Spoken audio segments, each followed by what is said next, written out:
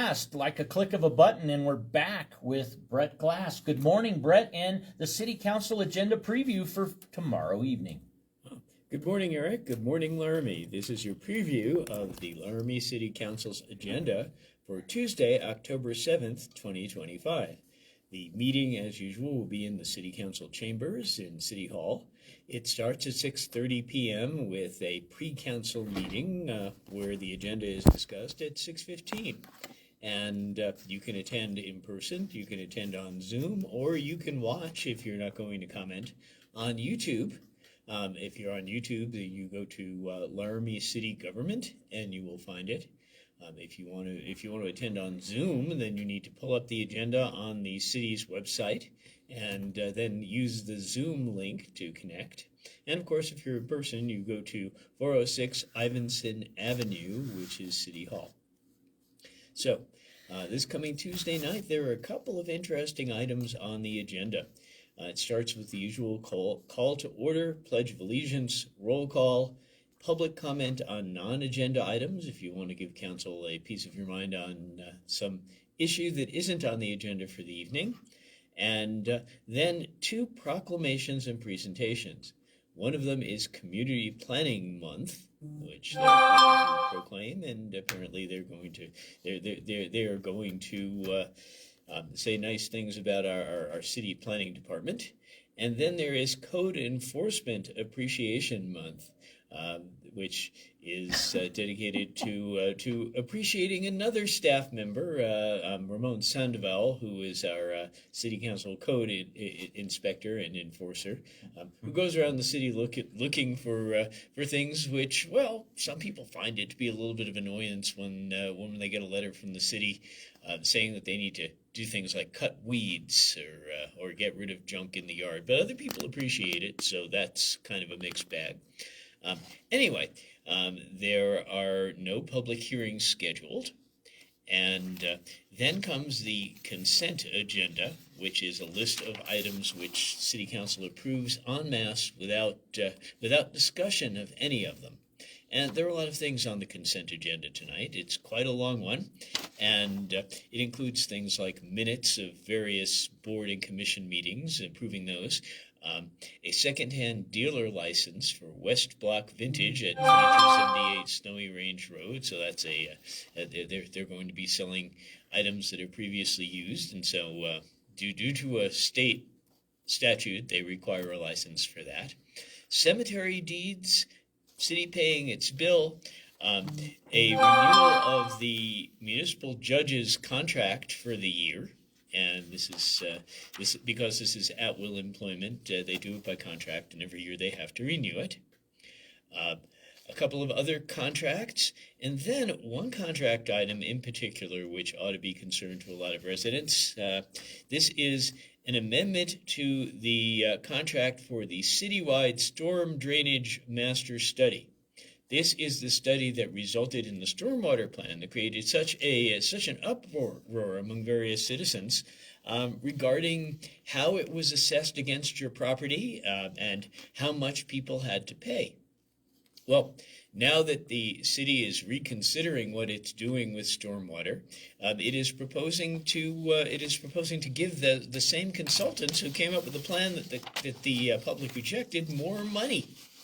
You gotta be kidding me. Yes, it is. It says here that the total amount is going to be $57,930, and then there's a contingency budget in case the contract has an overrun of $11,000 more. Altogether, with the original contract, we're talking about $400,000 going to these consultants who didn't produce a plan that was acceptable to the public. And this is on the consent agenda, which means they're just planning to do it and not discuss it. Now, there's a couple of problems here. First of all, items on the consent agenda normally don't involve more than $100,000. And here we are talking about modifying a contract that's $400,000. For that reason alone, this item probably should not be on the council's consent agenda. It shouldn't just be slipped by the public with no discussion at all. People should discuss whether this consultant did a good job, whether they should continue to be paid money to revise the plan, and also what they would do. Because so far there really has been no output from the city about what changes they plan to make to their existing stormwater drainage regime. There's another issue too, which is that UW is suing the city, claiming that the stormwater drainage plan is unconstitutional and that the city did not follow Title 16, Chapter 10 of the state statutes, which require an election before you can fund a stormwater drainage utility. This is an indication that the consultants didn't do it right. And it's also something where we need to consider: A, do we hire the same consultant again? Maybe we go with someone else. Maybe we actually get our own staff to work on this. And second of all, how are we going to change the plan as a result of this lawsuit? So there's a lot to talk about here, and therefore this item really shouldn't be on the consent agenda. It shouldn't just slip by. How is that dollar amount intertwined with the $2 million commitment after December 3rd, 2024 adoption of the city utility? How the approval of that utility? How is that $2 million? Is that $2 million include that 400,000 plus that has been committed that we were reported on August 5th in that meeting, Brett? I don't think so. It looks or to me as if this is for staff. Was that strictly for staff and perhaps other items? Well, this $400,000, if it goes through, is the cost of making the plan, not actually executing any of the plan. Which is what the multiple millions of dollars is about, and I don't think it comes out of that money at all. I think that the city is already spending that. It shows it here as being part of the budget that they already approved. So no, I don't think it's part of that money at all. I think it's I think that this would be new money that the city would spend. If you take a look at the agenda, it shows it being transferred out of the city's general fund to finance this additional planning. Speak up. Keep your finger on the pulse of the city. Thank you, Brett. Yeah. Okay. Well, moving on. There are also various grant applications. No real surprises there.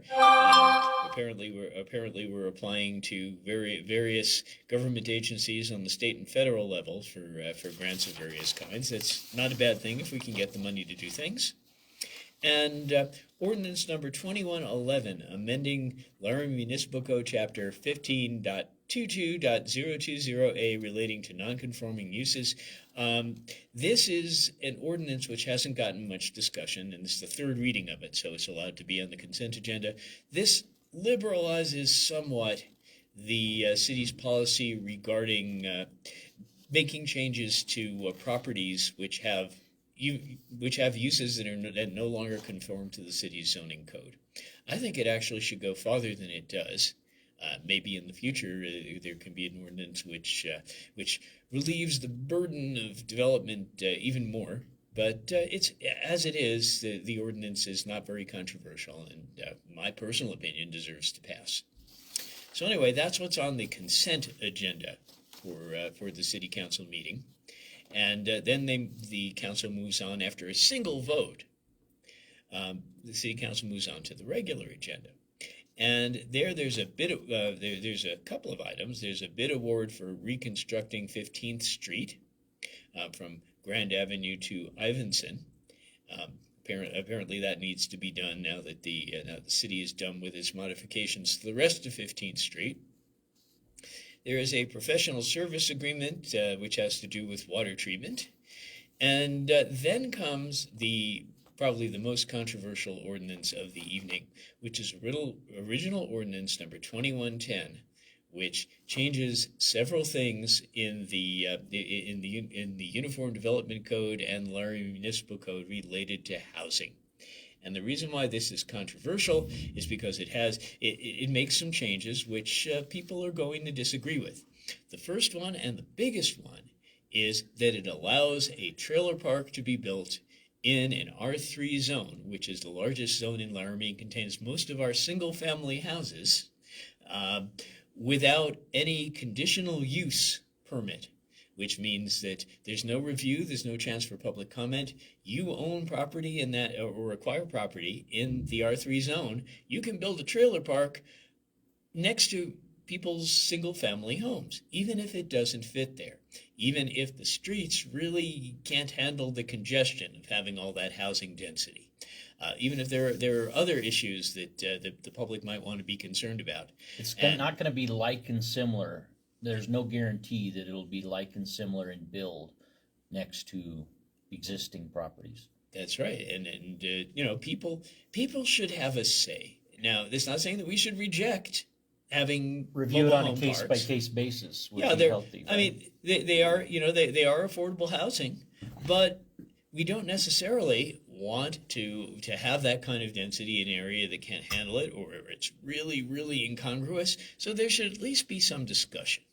And people who own property in the R3 zone, which covers the entire area around the university and and a lot of the Tree area and a lot of West Laramie, really should be able to comment on whether that kind of use is appropriate. So this is sure to be a topic of discussion. A couple of other things that the ordinance does, which may be of some concern, is that it eliminates parking at nearly every turn, or at least eliminates requirements for parking at nearly every turn. It allows developers who develop a multi-unit or multifamily building or an entire apartment complex to sacrifice parking and provide less parking for cars if they put in bike shelters. Now, to me, this seems like sort of a contradiction. After all, if you go out there and you use your bike instead of your car, you need a place to put your car. And so it doesn't make sense to trade bicycle storage and bicycle parking for vehicle parking, because if we want to encourage people to leave their cars, we want them to have a place to put them. And so my recommendation to council has been that they trade they trade that requirement for a different requirement, like maybe the requirement for landscaping. Maybe you have maybe you just don't have a lawn there, where you take some of the required lawn space away and use that for the bike shelter.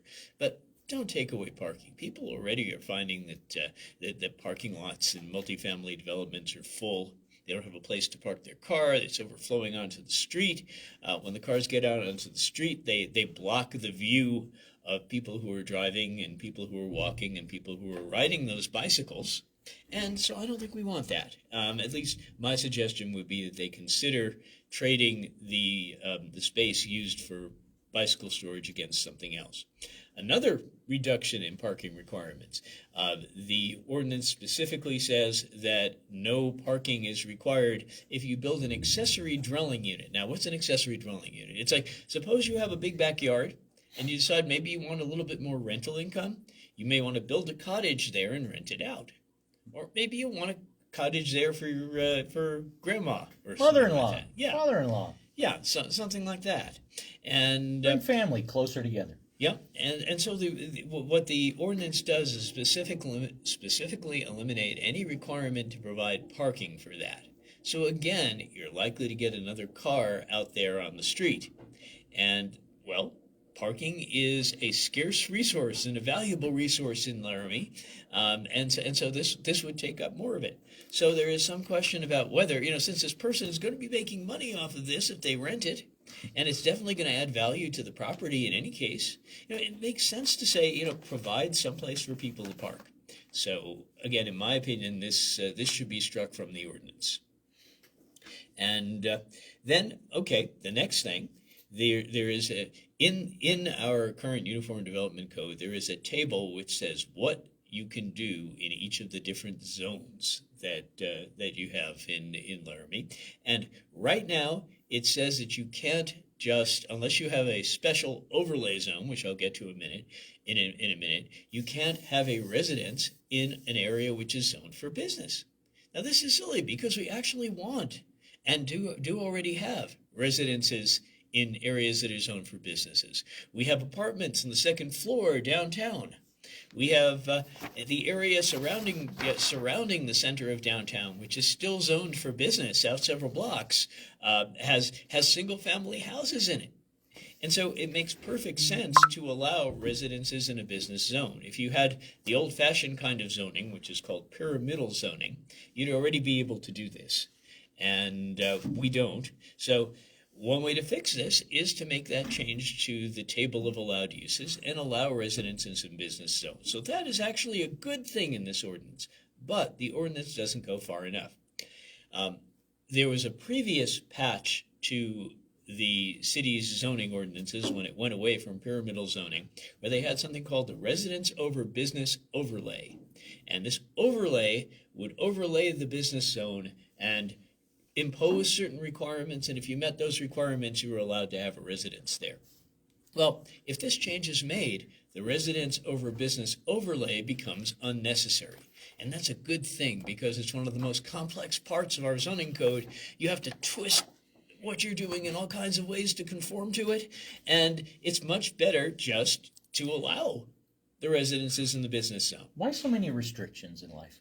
Well, it originated when a fellow named Randy Hunt some years ago came up with the idea. At the time, he was the planning director, and it's just gotten more complicated since that time with more Baroque requirements. If we really want to encourage people to live downtown and live in other areas where you might also have some businesses, the best thing to do is to eliminate that residence over business overlay zone. But does the ordinance do that? No, it's not anywhere in there. And so one modification which I think should be made is just to get rid of the residence over business overlay. It will no longer be necessary, and we don't want the restrictions. So, again,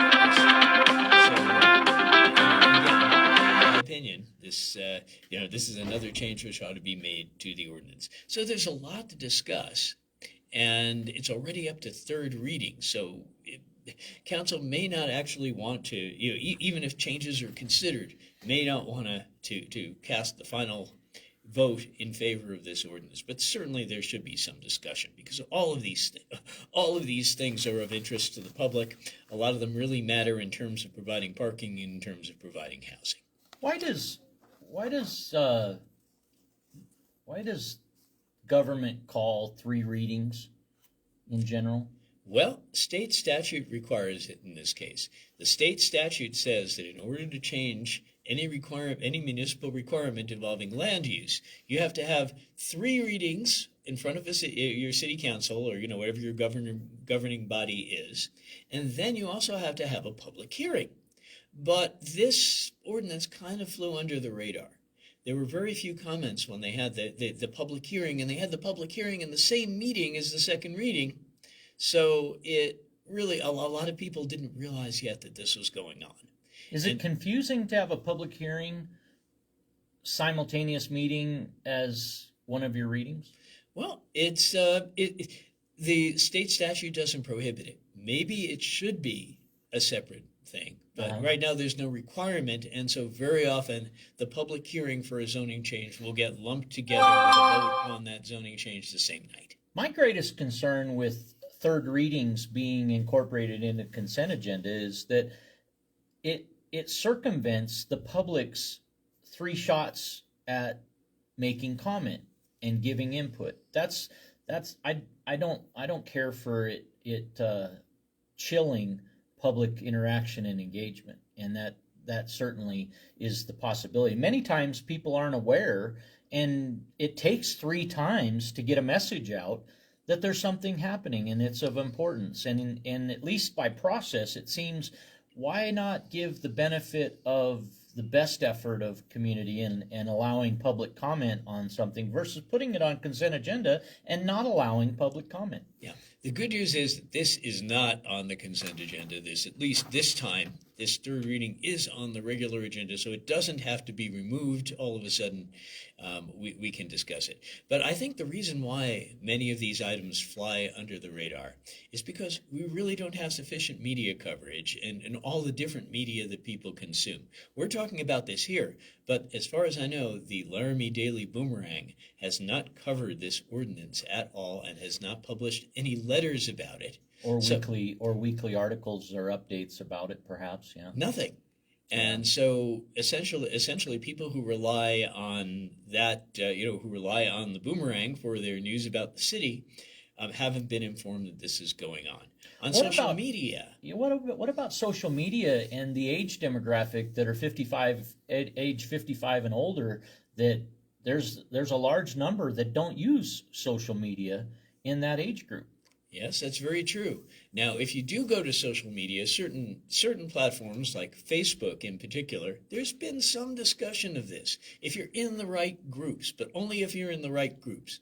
There's been discussion about this in a group called Laramie Rants and Raves. There's a private group called Laramie Pitchfork Society, which is a place for people who are outraged about various things involving the city to vent. Not much else, not anywhere anywhere on Facebook that I've seen. Private pages Yeah. excluded. That's right, and and again, because the Pitchfork Society is a private group, you have to ask. You have to know it exists and ask to join it in order to hear about these things. And so, really, there hasn't been that much discussion in social media either. In other social media, such as Instagram, TikTok, nothing. Well, keyboard warriors, unite. Yes. Wonder Twins. Yes, the city has not done a good job of not only establishing it has a little bit of a social media presence. It's sometimes you do see some postings on Facebook. Occasionally, you see something on X, formerly Twitter. Yeah. But you don't really see that much anywhere else. And so the public isn't informed. And city council members express frustration with this, but they haven't actually done anything. In my opinion, the city should spend money to hire a social media person who manages these things and make sure that word of controversial items that are on city council's plate get out there. But I don't know. So far, it's not happening. So I think we need some improvement in communication. It's an important note from the talk shop for the public audience to know. The invitation has been extended to every elected official to come to the microphone, educate, make aware, publicize, update. Very few take the talk shop and even respond to the talk shop's invitation. It's remarkable to me. Not only is media coverage light, admittedly, elected official participation with media is lighter. This is true, and this is it's part of the job. But we actually run our council members ragged, sending them to lots and lots of little board and commission meetings, and then every week there's something. Every week there's a city council meeting, and there's a work session, and they're not paid very well for that. They're not paid anywhere near the value of a professional's time to do that, and so we can understand, that unless they are called by a reporter, they may not volunteer their time for media, and that's a shame. I think that we should find a way to deal with that. Again, just having a social media person, A liaison. Yes, staff that reports directly to city council, not to the city manager, and works on communication with the public.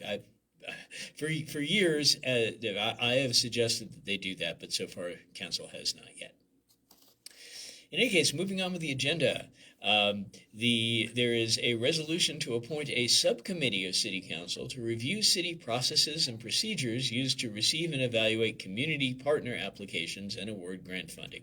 Well, the city gives to charities, has a certain budget for that every year, and apparently what they're doing is delegating this to a subcommittee of City Council.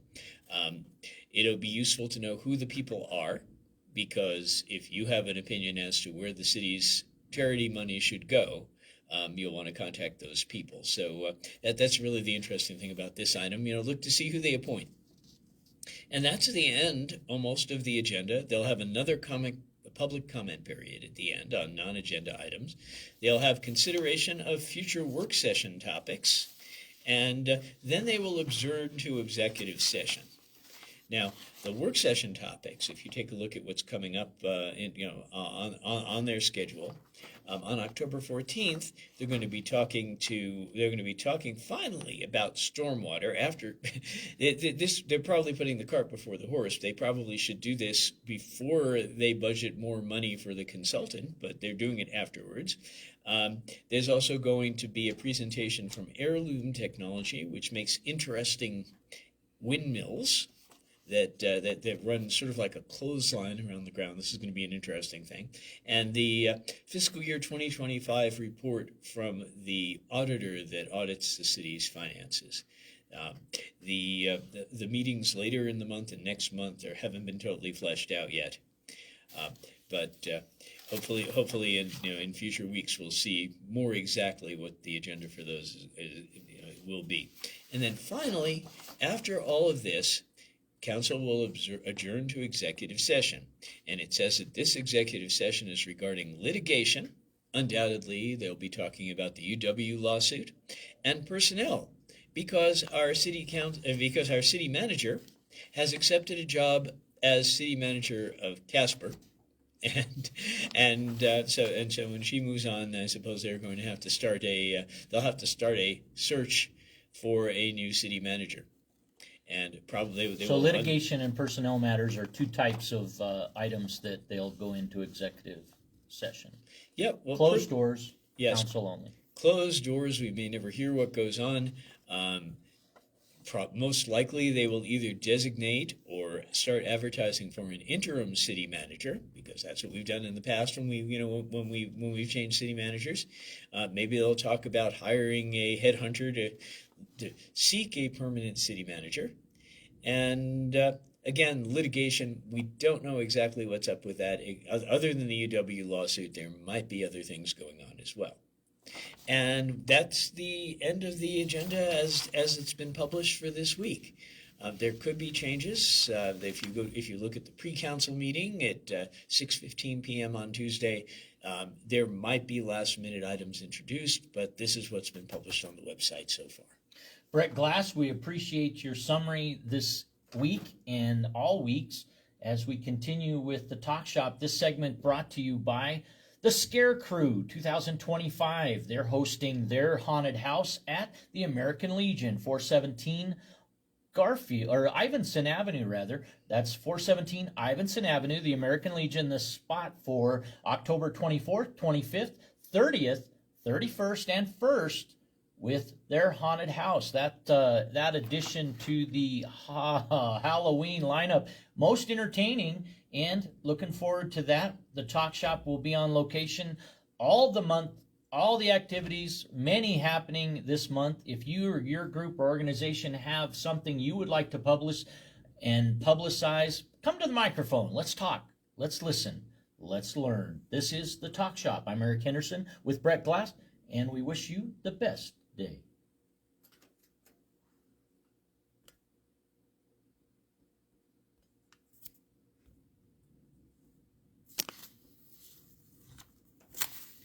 Yep. Well, I've already sent